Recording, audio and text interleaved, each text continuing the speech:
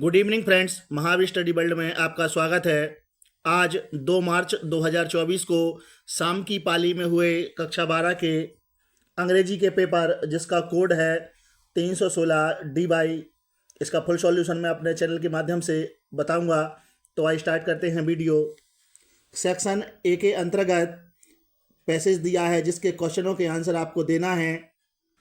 पहला क्वेश्चन है what should the government aim at, तो इसका आंसर होगा government should be aimed at bringing about the welfare and happiness of the whole people. इस प्रकार से हम इस क्वेश्चन का आंसर लिख सकते हैं। दूसरा है who should administer the country, तो इसका आंसर होगा the government was administered by the most capable man in the country. इस प्रकार से हम इस क्वेश्चन का आंसर लिख सकते हैं। सी वाला प्रश्न है भाई should the education be widely diffused, तो इसका आंसर हो जाएगा education should therefore be widely diffused so that the most talented man in the whole population might be prepared for the business of the government. इस प्रकार से हम इस question का आंसर लिख सकते हैं। डी वाले में है कि what should be the handed over the administration of government, तो इसका आंसर होगा the administration of the government should be handed over to such man without regard to their origin. इस प्रकार से हम इस क्वेश्चन का आंसर लिख सकते हैं। क्वेश्चन नंबर जो पाँचवा है, पाँचवें के अंतर्गत 3 भाग हैं। तो पहले वाले में पूछ रहा है वो कि कंपेटेंस का अर्थ बताना है, तो इसका मतलब होता है क्षमता या योग्यता। तो इस पैसेज के आधार पर बताना है, तो इसका मतलब होता है कैपेबिलिटी। दूसरा वाले क्वेश्चन में टू बी गिवन फ्रेज के मतलब बताना है, तो इसका अर्थ होगा इसका मीन्स होगा कुड बी डन ओनली। इस प्रकार से हम इस क्वेश्चन का आंसर लिख सकते हैं। अगला है जो which wide in the passage the opposite of collectively, तो इसका अपोजिट हो जाएगा डिफ्यूज्ड। इस प्रकार से ये पैसेज सॉल्व हो जाएगा। उसके बाद सेक्शन बी में आर्टिकल लिखना है द आर्ट ऑफ ऑरेटर यानी भाषण कला पर, एन एजुकेशनल ट्रिप एक शैक्षिक यात्रा, या place of English in modern India यानी आधुनिक भारत में अंग्रेजी का महत्व। इन 3 में से किसी एक पर आपको आर्टिकल लिखना था। क्वेश्चन नंबर 3 के अंतर्गत डिस्ट्रिक्ट सप्लाई ऑफिसर को आपको bad kind of grain and other commodity यानी बुरे अनाज और अन्य वस्तुओं की शिकायत के बारे में आपको जिला पूर्ति अधिकारी को एक शिकायती पत्र लिखना था, और इसके अथवा में जिलाधिकारी महोदय को शांति बनाए रखने के लिए के संबंध में जो धार्मिक जो झगड़े हैं उनके प्रति शांति बनाए रखने के लिए एक डीएम साहब को प्रार्थना पत्र लिखना था, या एक लेटर के माध्यम से पत्र लिखना था। अगला क्वेश्चन है सेक्शन सी के अंतर्गत क्वेश्चन एमसीक्यू हैं। पहला वाला है a government by official is called, तो आंसर हो जाएगा ब्यूरोक्रेसी यानी अफसरशाही, अधिकारियों की सरकार यानी अफसरशाही। दूसरा वाला है फ्रेज सेट इन मीन्स, इसका मतलब होता है to begin. The antonyms of diminish, इसका हो जाएगा dwindle. Which of the following sentence is are correct, तो इसका हो जाएगा you he and I are good friend. ये वाला सेंटेंस करेक्ट हो जाएगा। इसका आंसर यानी पहला वाला ओनली ए आंसर लगेगा। अगला है रिगोरस, इसका होता है कठिन, तो इसका एंटोनियम से निकाला, इसका एंटोनियम हो जाएगा सिंपल यानी सरल। उसके बाद क्वेश्चन नंबर 5 के अंतर्गत लिखा है 5 में के ए वाले में कि चेंज यानी one of the following into indirect speech, यानी किसी एक को इनडायरेक्ट में बदलना है। तो पहला वाला है who are you sir and why are you here, question mark he asked the gentleman, तो इसका इनडायरेक्ट बनेगा he asked the gentleman who he was and why he was there. दूसरे वाले का बनेगा the old women told me that she had lived there with her servant for a week. B वाले में combine any one of the following यानी किसी एक को कंबाइन करना है। तो पहला वाला जो वाक्य है ही एडमिटेड हिज एरर, ही एक्सप्रेस्ड हिज रिग्रेट, इसको सिंपल सेंटेंस में बनाना है, तो इसको एडवर्ब या एडवर्ब फ्रेज के माध्यम से बनाएंगे। तो he admitted his error regretfully, इस तरीके से ये सिंपल बन जाएगा। दूसरा वाला this is the place here I was attacked by robbers, इसका कम्प्लेक्स बनाना है, तो बन जाएगा this is the place where I was attacked by robbers.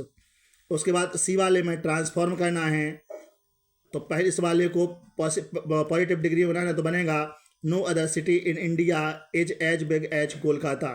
दूसरा वाला जो सेंटेंस है no sooner did the train stop than I got down, इसको अफर्मेटिव बनाना है तो बनेगा as soon as the train stopped, comma I got down. इस तरीके से सेंटेंस बन जाएगा।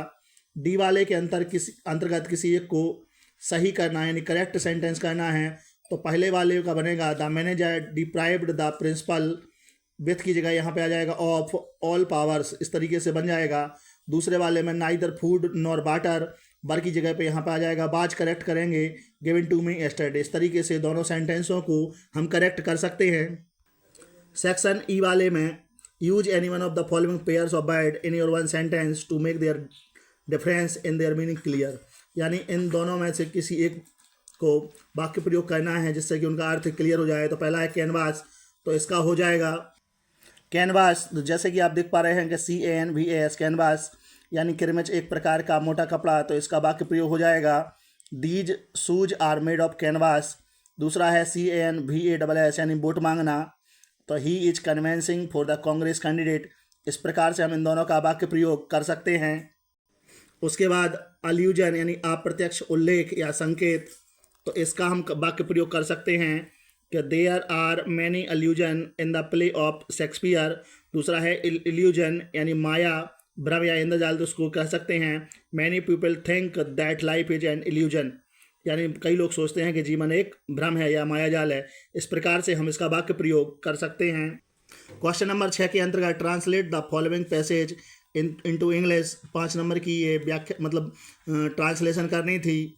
अगला है सेक्शन डी के अंतर्गत क्वेश्चन नंबर 7 में answer the following question in about 40 word, यानी 40 शब्दों में इन प्रश्नों के उत्तर देना है।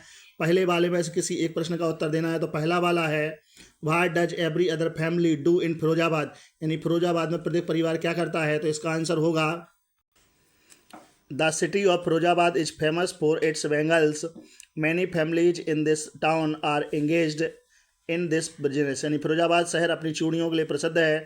इस शहर में बहुत से व्यापार जो परिवार हैं इस व्यवसाय में लगे हुए। इस प्रकार से हम इस क्वेश्चन का आंसर लिख सकते हैं। बी वाले क्वेश्चन के अंतर्गत लिखा है why did Gandhi ji chide the lawyers of Muzaffarpur, इसका आंसर हो जाएगा Muzaffarpur lawyers who frequently represented peasant group in the court came to meet Gandhi ji, they told him about their case and reported the size of their fees, Gandhi ji chide them for getting big fees from the poor sharecroppers. Muzaffarpur के वकील जो निरंतर किसानों के समूहों का न्यायालय में प्रतिनिधित्व करते थे, गांधी जी से मिलने आए। उन्होंने किसानों के मुकदमों के बारे में और अपनी फीस के आकार के बारे में गांधी जी को सूचना दी। गांधी जी ने उन्हें गरीब किसानों से बड़ी फीस लेने के लिए लताड़ा। तो क्वेश्चन का आंसर हो जाएगा कि Gandhi ji chide them for getting big fees from the poor sharecroppers. इस प्रकार से हम इस क्वेश्चन का आंसर लिख सकते हैं। क्वेश्चन नंबर 8 के अंतर्गत answer any one of the following in about 80 word, यानी ये 7 नंबर का प्रश्न है। तो इस वाले में लिख सकते हैं what are the incident in the story Red Trap that show the character of Iron Master, यानी आयरन मास्टर का करेक्टर बताना है is different from that of his daughter, जो उसकी लड़की से भिन्न था, अर्थात आपको आयरन मास्टर का करेक्टर कहना है। और क्वेश्चन नंबर 9 में read the following extract carefully and answer the question that follow, यानी पोएम की लाइनें दी हैं, इससे संबंधित प्रश्नों के उत्तर देना है। तो पहला वाला है how is a thing of beauty a joy forever, तो इसका आंसर हो जाएगा a thing of beauty is a joy forever because it is a permanent source of joy and happiness. इस प्रकार से हम इस क्वेश्चन का आंसर लिख सकते हैं। अगला क्वेश्चन है what do you understand by war, तो इसका मतलब है अ प्लीसेंट सैडी प्लेस, एक शांत छायादार स्थल। Name the poem and the poet of the above line, तो पोएम का नाम हो जाएगा आ थिंग्स ऑफ ब्यूटी और इसके जो राइटर हैं वो हैं जॉन कीट्स। उसके बाद क्वेश्चन नंबर 10 में right the central idea of any one of the following poems, तो किन्हीं 3 पोएम में से किसी एक का आपको सेंट्रल आइडिया लिखना है। पहली वाली पोएम है my mother at 66, keeping quiet, aunt Jennifer's tiger. इनमें से किसी एक पोएम का आपको सेंट्रल आइडिया लिखना था, जो क्वेश्चन ये 4 नंबर का था। अगला प्रश्न है प्रश्न number 11 answer the following question in about 40 word each, यानी प्रश्नों के उत्तर 40 शब्दों में देना है।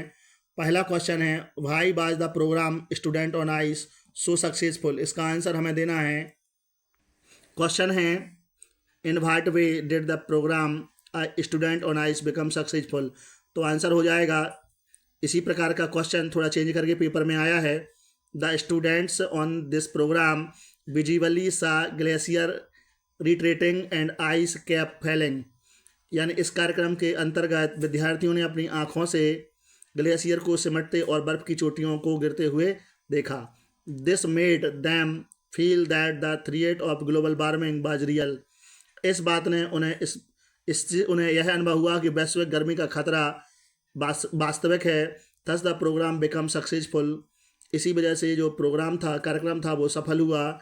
In giving them a life changing experience, क्योंकि ये एक जीवन परिवर्तित करने वाला अनुभव इस कार्यक्रम के माध्यम से छात्रों को मिला था। इस प्रकार से इस क्वेश्चन का आंसर हम लिख सकते हैं, no I will not submit, I will struggle first. Who said this? तो आंसर है जितकला शाह। ये जो लाइनें हैं जितकला शाह के द्वारा कही गई हैं, जो लेसन है मेमोरीज ऑफ चाइल्डहुड। अगला क्वेश्चन है बी वाला, why was Sadao sent to America when he was 22। तो इसका आंसर हो जाएगा, आंसर है Sadao's father was very much concerned about his education, he wanted to be a great doctor, he wanted him to learn all that he could be learned of surgery and medicine. So Sadao was sent to America to study medicine. Answer है कि Sadao father's was very much concerned about his education, यानी जो सदा के पिता थे उसकी शिक्षा के बारे में बहुत चिंतित थे। He wanted to be a great doctor, वे चाहते थे उसे एक महान डॉक्टर बनाना, वे उसको महान डॉक्टर बनाना चाहते थे। He wanted him to learn all that could be learn of surgery and medicine, वे चाहते थे कि वह सर्जरी और दवाइयों का पूरा अध्ययन करे। So Sadao was sent to America to study medicine, इसलिए सदाव को चिकित्सा के अध्ययन के लिए अमेरिका भेजा गया जब वह 22 वर्ष का था। इस प्रकार से हम इस क्वेश्चन का आंसर लिख सकते। क्वेश्चन नंबर 11 के बी के अथवा वाले में क्वेश्चन है, why did the author's brother often go to the library. तो ये मेमोरीज ऑफ चाइल्डहुड वाले लेसन से लिया गया है। तो इसका आंसर होगा, he would often go to the library, वह अक्सर पुस्तकालय जाता था। इन आवर नाइबरिंग विलेज, पड़ोस के गांव में, टू बोरो बुक्स, किताबें उधार लेने के लिए। अगला क्वेश्चन है question number 12, answer any one of the following question in about 80 word, यानी 80 शब्दों में प्रश्न हो, किसी एक प्रश्न का उत्तर देना है। तो पहला वाला क्वेश्चन है कि why is Antarctica the place to go if we want to study the earth past present and future. तो इसका आंसर होगा, आंसर है Antarctica is the only place on earth. Antarctica धरती पर एकमात्र स्थान है दैट हैज़ नॉट सपोर्टेड, जिसने कोई सहारा नहीं दिया ह्यूमन पॉपुलेशन, मानव जीवन को। सो इसलिए it remains almost as pure as it used to be million of years ago, इसलिए यह आज भी इतना ही एज प्योर, इतना शुद्ध है जितना कि यह लाखों वर्ष पहले था।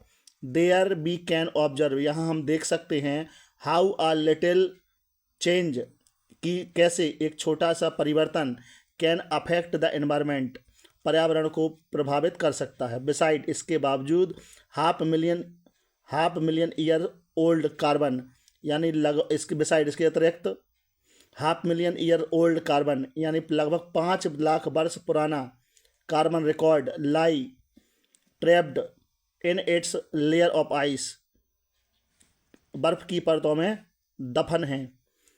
इसके अतिरिक्त 5 लाख वर्ष पुराने कार्बन रिकॉर्ड इसकी बर्फ की परतों में दबे हुए या दफन हैं।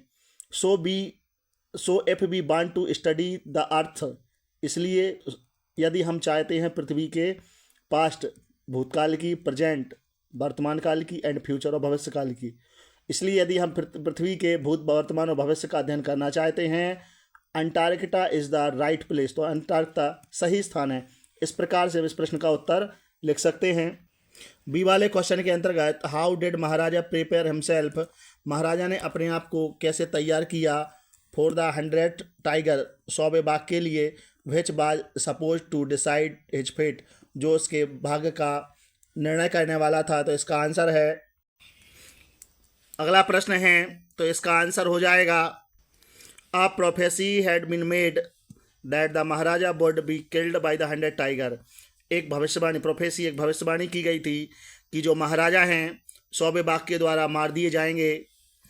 इन order to avoid that prophecy, इस भविष्यवाणी से बचने के लिए he had decided to kill 100 tiger, इसलिए उन्होंने 100 बाघों को मारने का निश्चय किया।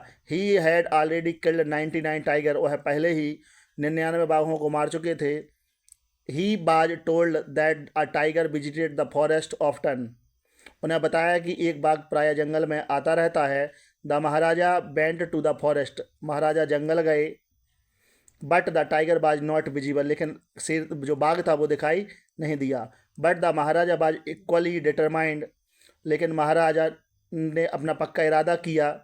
He refuse to leave the forest until the tiger was found, और उन्होंने तब तक जंगल में से नहीं जाने का निर्णय किया तब तक बाघ नहीं मिल जाता। इस प्रकार से हम इस क्वेश्चन का आंसर लिख सकते हैं। यदि ये वीडियो अच्छी लगे तो वीडियो को लाइक करें, चैनल को सब्सक्राइब करें और बेल आइकन दबाएं, जिससे आने वाली वीडियो की नोटिफिकेशन आपको सबसे पहले मिल सके। जय हिंद।